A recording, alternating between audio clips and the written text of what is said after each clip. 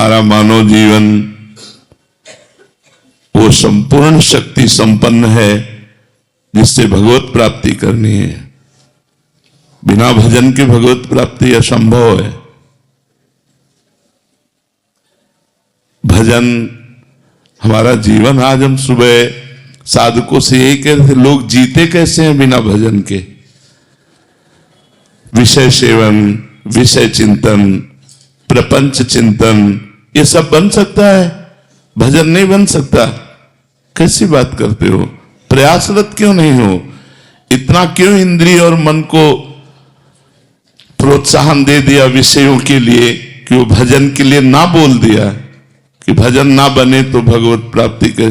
किस उद्देश्य का पालन करने के लिए मानव जीवन प्राप्त किए? क्या उद्देश्य है? क्या रुपया, समाज प्रियता, मान प्रतिष्ठा, ये सब यहीं धरी रह जाएगी। इंद्रियों का दुलार, मन का दुलार, ये नरक की प्राप्ति कराएगा। हम भगवान के निज अंश हैं। हम भगवान के भक्तों के संग से अपने मन को जबरदस्ती बलात् भजन में लगाएंगे। हम अविनाशी भगवान के अंश हैं, हम क्या नहीं कर सकते? ये कैसे कह दिया कि हम भजन नहीं कर सकते? नहीं, बिल्कुल गलत। निरुत्साहित होकर ऐसे वचन ना बोलने चाहिए और ना ऐसे वचनों को सुनना चाहिए। भजन नहीं कर सकते और सब कर सकते हैं। हमारी वाणी है, बोल सकते हैं, तो राम क्यों नहीं बोले, राधा क्यों ना बोले, कृष्ण क्यों ना बोले, मृदु क्यों ना बोले, हितकर क्यों ना बोले। हाथ है तो हम परोपकार क्यों ना करें, पैर है तो हम प्रदक्षिणा क्यों ना करें, हृदय है तो हम भगवान को समर्पित क्यों ना करें। अन्य साधन सब शून्य है। भगवान का नाम जब ही अंक है। जैसे अंक रखने से शून्य 10 गुना महत्व रखता है, अंक हटा देने पर शून्य का कोई महत्व नहीं। ऐसे ही भगवत चिंतन शून्य, हर सत्क्रिया यहां से ब्रह्मलोक तक ले जाएगी, लेकिन ब्रह्मलोक भी नाशवान है। आ ब्रह्म स्तंभ पर्यंतम सर्वम मायामयम जगत सत्यम सत्यम पुनः सत्यम हरे नामयु केवलम। हमें ऐसा नहीं बोलना। आप चूंकि भजन कर रहे हैं, समाज के लिए प्रश्न है, लेकिन बिल्कुल हम इस बात को सुनना नहीं चाहेंगे कि हमसे भजन नहीं होता। भजन होता सिद्धों से है। साधक को जबरदस्ती भजन करना पड़ता है। हम अभ्यास योग युक्तेन चेतसा नान्यगामिना। हम ऐसा अभ्यास इस जन्म में करेंगे, हमारा चित्त भगवान को छोड़कर और कोई चिंतन ही न करे। अभ्यास के द्वारा सब कुछ किया जा सकता है। हम निराश, हताश, उदास ऐसे व्यक्ति नहीं, ऐसे व्यक्तित्व नहीं होना चाहिए। किसी भी स्थिति में, किसी भी कार्य प्रणाली में, किसी भी क्षेत्र में निराशा हमारे अंदर नहीं होनी चाहिए। हमारे अंदर उत्साह होना चाहिए। हम रौंद के फेंक देंगे हर बाधाओं को। हम भगवान के बच्चा हैं, हम अविनाशी परमात्मा के अंश हैं। ऐसा नहीं है कि हम इंद्रियों की विलासिता और मन की भोग विलासिता में ऐसा बोल पड़े कि हमसे भजन होता ही नहीं, भजन के बिना नहीं। भगवान की प्राप्ति के लिए सुलभ मार्ग भजन है। भगवान का जितना चिंतन किया जाएगा उतना ही हम माया से हटकर भगवान के समीप होते जाएंगे। अनन्य चेता सततम यो माम स्मृति नित्य सा तस्याहम सुलभा पार्थ। भगवान उसके लिए सुलभ होते हैं जो नित्य निरंतर भगवान का चिंतन करता है। अपने चित्त को भगवान के चरणों में लगाने में परेशानी क्या है? जब युद्ध जैसा कार्य भगवान का चिंतन करते हो सकता है, तो कौन सा ऐसा कार्य है जो भगवान का चिंतन करते ना हो? हम मुख में भगवान का नाम स्मरण कर रहे हैं मधुर मधुर, और शरीर से हम चेष्टाएं कर रहे हैं, कर्म कर रहे हैं, और वो कर्म भगवान को अर्पित कर रहे हैं। हम नित्य प्रतिक्षण भगवान के नजदीक पहुंच रहे हैं। भगवान का विस्मरण करके केवल धन संपत्ति और भोगों की चाह में भटकना, ये तो दिव्य मनुष्य जीवन को व्यर्थ नष्ट कर देना है। इसलिए सबसे प्रार्थना है, ये शब्द तो आना ही नहीं चाहिए कि भजन के बिना हमारा जीवन किसी कार्य का नहीं है, हम भजन नहीं कर सकते। ये शब्द नहीं आना चाहिए कि भजन नहीं कर सकते। भजन के बिना जीवन किसी कार्य का नहीं। जब आप सुअर कुत्ता बनोगे तब भजन करोगे? जब आप पशु पक्षी बनोगे तब भजन करोगे। अरे दुर्लभो मानुषो देहो, इतना दुर्लभ मनुष्य शरीर मिला, यदि इस मनुष्य शरीर में अपने प्रभु से प्रेम न कर पाए, प्रभु को रिझा न पाए, तो और क्या है। और प्रभु के प्रेम की प्राप्ति, प्रेम मूल यह नाम है, भगवान का नाम ही प्रेम मूल है। ब्रह्म राम ते नाम बड़ वरदायक वरदान, भगवान से भी बढ़कर भगवान का नाम है। यदि हम राम राम कृष्ण कृष्ण हरि हरि राधा राधा प्रतिपल रट रहे हैं तो भगवान हमारे हृदय में प्रकाशित होंगे, भगवान हमारे नेत्रों में जरूर वो सामर्थ्य देंगे कि इस माया का पर्दा हटाकर हम कण कण में क्षण क्षण में भगवान का अवलोकन करें। भगवान विराजमान है। इसलिए ये निरुत्साहित करने वाली बात तो किसी की जबान में नहीं आनी चाहिए। हम प्रयास करेंगे, हो सकता है हमारा प्रयास असफल प्रयास रहे, लेकिन हम फिर प्रयास करेंगे तो 1 2 3 बार 4 बार हम किसी बार तो सफल प्रयास करने वाले बन ही जाएंगे। हमें निराशा बिल्कुल पसंद नहीं। हताश होना, उदास होना, निराश होना ये हमारे जीवन में नहीं, और ये हम मनुष्य जीवन में बर्दाश्त नहीं करना चाहते। आप लोग वहीं परास्त हो रहे हो जहां भगवान का आश्रय नहीं। क्या है, आप विचार करके देखिए, जिसकी दोनों किडनी फेल हो, डायलिसिस हो रहा हो, शरीर भीषण कष्ट से युक्त हो, हम दहाड़ रहे हैं, अभी मृत्यु हो जाए उसकी क्या परवाह। हम भगवान के जन हैं, भगवान के अंश, हम कोई शरीर थोड़ी है। शरीर अगर कष्ट में है तो वो अपनी तरफ बना रहे, हम अपनी तरफ है। हमारा जन्म केवल इस बात को लेके बैठ जाए कि हमारी किडनी खराब, हमारा कष्ट है, अब हम कुछ कर नहीं सकते। नहीं, हम हर वो कार्य कर सकते हैं जो स्वस्थ आदमी कर सकता है। हमारे में जोश होना चाहिए, हमारा में संकल्प शक्ति होनी चाहिए। वो तभी होगी जब अध्यात्म से जुड़ोगे। भजन करो, भगवान का नाम स्मरण करो और उत्साहित रहो और वीर पुरुष बनो, कायर पुरुष नहीं। ये मैं नहीं कर सकता, ये हमारी डायरी में नहीं है। अधर्म की बात अलग है, धर्म और सही मार्ग में चलने के लिए ये मैं नहीं कर सकता, ये डायरी में नहीं। हमें जो सतमार्ग में करना है वो हम करेंगे। भजन बड़ा है या माया का प्रकोप बड़ा है, भगवान की कृपा बड़ी है या माया का प्रकोप, ऐसा नहीं। हम सबसे प्रार्थना करते हैं आप लोग कायर बनोगे तो ना इस लोक के रह जाओगे ना परलोक के रह जाओगे, और वीर बनोगे तो जो चाहोगे वो प्राप्त कर लोगे। तुम भगवान की संतान हो, महाबली अनंत वैभवशाली हनुमान जी महाराज जिनके चरणों को दुलार करते हैं, उन भगवान के बच्चे हो, उन भगवान के अंश हो। तुम में अपार सामर्थ्य, तुम अपनी शक्ति को जागृत करो और जागृत करके भगवत प्राप्ति करो। जब हम भगवान को अधीन कर सकते हैं भगवान का नाम जप करके, तो और क्या नहीं कर सकते। इसलिए खूब नाम जप करो। जबान हिलाने में क्या जाता है, राधा राधा राधा राधा राधा राधा, इसी से भगवत प्राप्ति हो जाएगी। जो कर्म करो भगवान को समर्पित करो, खूब नाम जप करो। देखो भोग विलास तो लंका में भी बहुत था, लेकिन विभीषण जी ने भक्ति की कि नहीं की। हम वही बात बार बार आपको दोहरा रहे हैं। हमारा जिद्दी स्वभाव होना चाहिए। हम जिस कार्य को करना है उसे करके रहेंगे, चाहे लाख बाधाएं आए, मुझे परास्त कोई नहीं कर सकता। अगर हमारा स्वभाव इस कोटि का रहेगा तो हमें कोई परास्त नहीं कर सकता। लंका निश्चर निकर निवासा, यहां कहां सज्जन कर वासा। जहां एक भी सज्जन पुरुष नहीं, घोर राक्षसी प्रवृत्ति का तांडव हो रहा है, वहां विभीषण जी ने वो भक्ति की कि भगवान कह रहे तुम सारी के संत प्रिय मोरे, धरो देह नहीं आन निहोरे। तुम्हारे जैसे संतों के लिए मैं अवतार धारण करता हूं। जब लंका जैसे क्षेत्र में भक्ति का विस्तार विभीषण जी ने अपने हृदय में कर लिया, तो हम चाहे अमेरिका में हो, चाहे हॉलैंड में हो, चाहे इंग्लैंड में, कहीं भी हो, जब हम नहीं बदलने वाले तो हमें कोई नहीं बदल सकता। हम मांस नहीं खाना चाहते, कोई नहीं खवा सकता। हम मदिरा नहीं पीना चाहते, कोई नहीं पिला सकता। हम व्यभिचार नहीं करना चाहते, कोई नहीं करा। और अगर हम करना चाहते हैं तो भारत में क्या वृंदावन में करोगे? क्या नहीं है यहां? अगर भगवान है तो सब कुछ है। यहां भगवान भी है तो सब कुछ है। अगर हम भजन ना करना चाहे तो वृंदावन में भी भजन नहीं होगा, और भजन करना चाहे तो अमेरिका में, इंग्लैंड में, हॉलैंड में, जहां भी हो तुम सब जगह भजन कर सकते हो, क्योंकि आपको भजन करना है। हम एक ही मेज में बैठे हैं, दूसरा कुछ खा रहा है, हमें जो पसंद हो हम पा रहे हैं, राधा राधा राधा, उसका प्रभाव हमारे ऊपर थोड़ी पड़ जाएगा।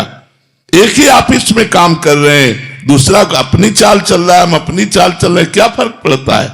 इसलिए ये बात रख कर कि हम विदेश में विषय बाहुल्यता होने के कारण भजन में हम गति नहीं कर पा रहे, ऐसी बात गलत है। बहुत से ऐसे भक्त हैं जो हम आपको बता सकते हैं, हमारे ही परिचय के हैं। एक तो ऐसे गृहस्थ हैं जो 30-35 वर्ष की अवस्था है, रुपया पैसा सब वैभव, और उन्होंने वृंदावन में संकल्प किया आजीवन ब्रह्मचर्य से रहूंगा, कभी कोई व्यसन नहीं करूंगा, कभी कोई गंदा भोजन नहीं करूंगा, और नियमित अष्टयाम सेवा अमेरिका में रह के कर रहे हैं। वो हर हफ्ते 10 दिन में भेजते रहते हैं इन लोगों के पास कि हमारे ये दिनचर्या चल रही, कोई त्रुटि तो नहीं हो रही, रंग बिहार इनके पास भेजते रहते। तो हम ये देख रहे हैं कि जैसी वृंदावन में भावनात्मक सेवा, ऐसी वो अमेरिका में कर रहे हैं। और अब जब आते हैं बड़े दैन्यता से रहते हैं, साधारण अचला लगाया, साधारण कपड़ा पहनते हैं। तो हम अपनी रहनी से रहे। अगर हम अपनी रहनी से न रहे तो भारत में कम विचार हो रहा है क्या, कम व्यसन हो रहा है क्या, कम गंदगी है क्या? आप देख लो ना, नए नए बच्चों की आदतों को देखो कहां बढ़ती हुई चली जा रही है। तो हमें चाहिए कि किसी भी देश या किसी स्थान प्रधानता से हमारी भक्ति नहीं, हमारे उद्देश्य से हमारी भक्ति बढ़े। हम जहां भी हो अपनी भक्ति को अपने हृदय में बसाएं। हम वहां के व्यवहार को, वहां के आचरणों को अपने हृदय में ना आने दें। तो हम कहीं भी रहे, हम भगवान के बनकर के खूब अच्छी तरह भगवान की भक्ति कर सकते हैं। और अगर हम भक्ति ना करें तो वृंदावन में रहकर भी भक्ति नहीं कर सकते। हमें आपसे कह रहा हूं, वृंदावन भगवान का धाम है, यहां भी रह करके वो सब कुछ हो सकता है जो बाहर हो रहा है। और अगर भक्ति करना चाहो तो बाहर में भी कर सकते हो, वो सब कुछ कर सकते हो जो वृंदावन में भक्त जन कर रहे हैं, वही आप कर सकते हो। युगल सरकार विराजमान करके उनको मंगला, उनको राजभोग, उनकी आरती, उनकी चरण सेवा, उनके पद सुनाना, नाम जप करना, भगवान के भक्तों के चरित्र पढ़ना, क्या नहीं कर सकते हो।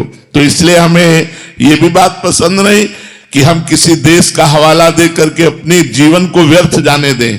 नहीं, हमारा उद्देश्य मजबूत है, तुम चाहे जिस देश में रहे, चाहे जिस प्रांत में रहे, चाहे जिस जगह में रहे, हमारी भक्ति में कोई असर आने वाला नहीं।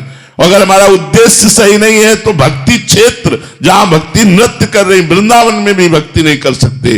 उद्देश्य ठीक होना चाहिए हमारा। हमारे ऊपर भगवान की कृपा हुई है तब हम भक्ति मार्ग में कदम रखा है।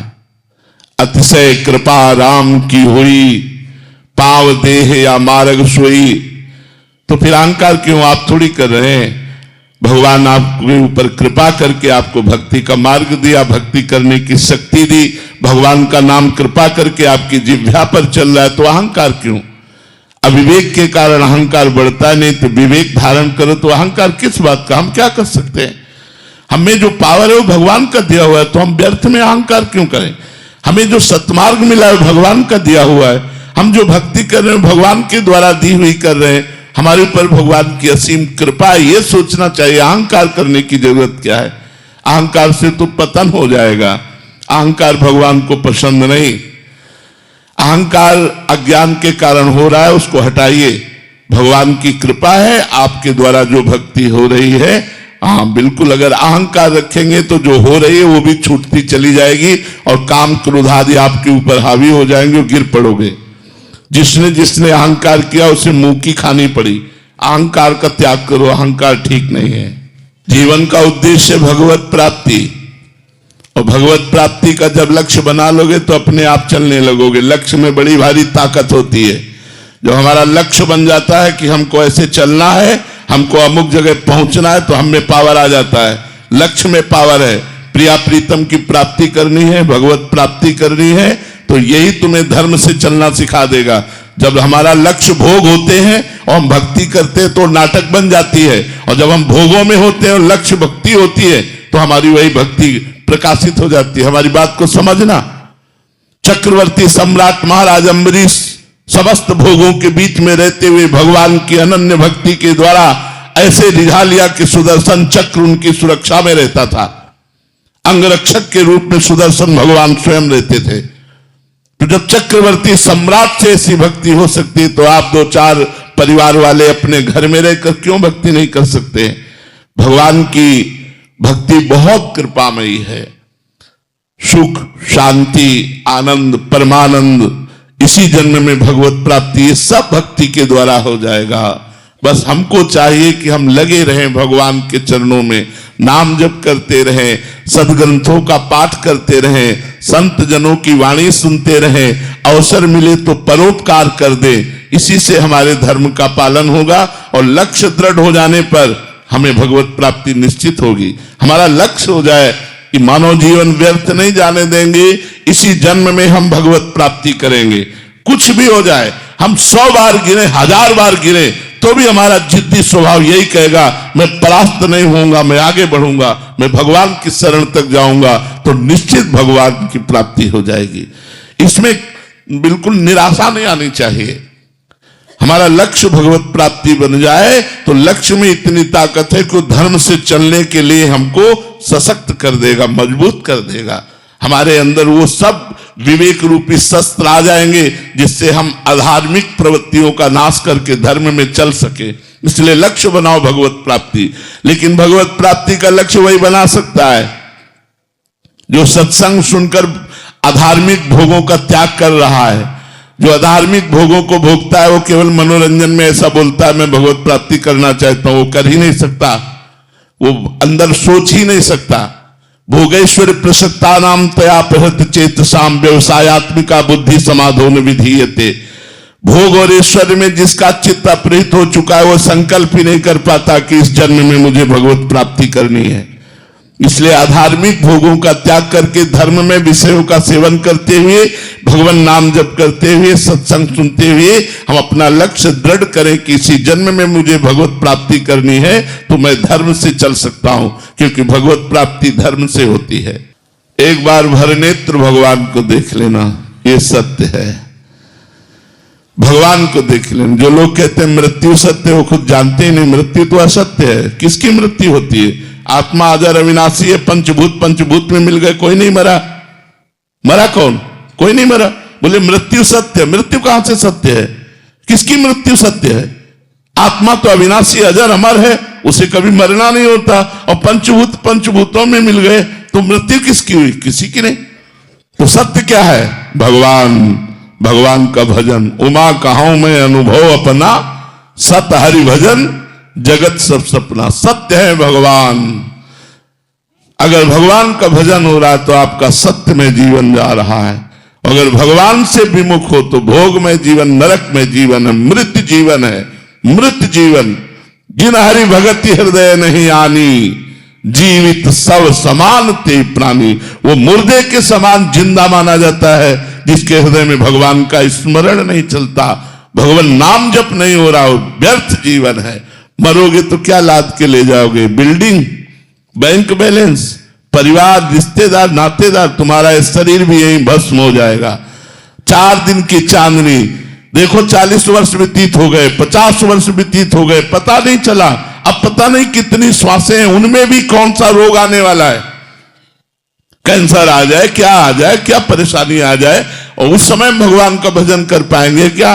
अभ्यास नहीं किया स्वस्थ में रहकर भजन करने का, तो अस्वस्थ अवस्था में फिर भजन नहीं होता। इसलिए यावत स्वस्थ मिदम कलेवरम यावत च दूरे जरा।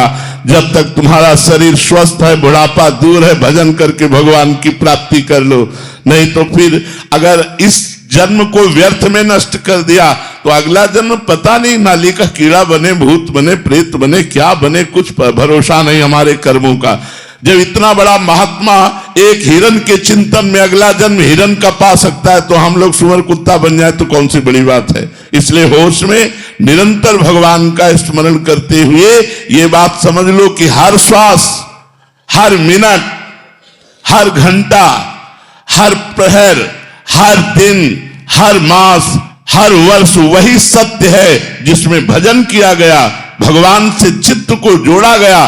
और अगर भजन नहीं किया गया तो हर श्वास व्यर्थ जा रही है।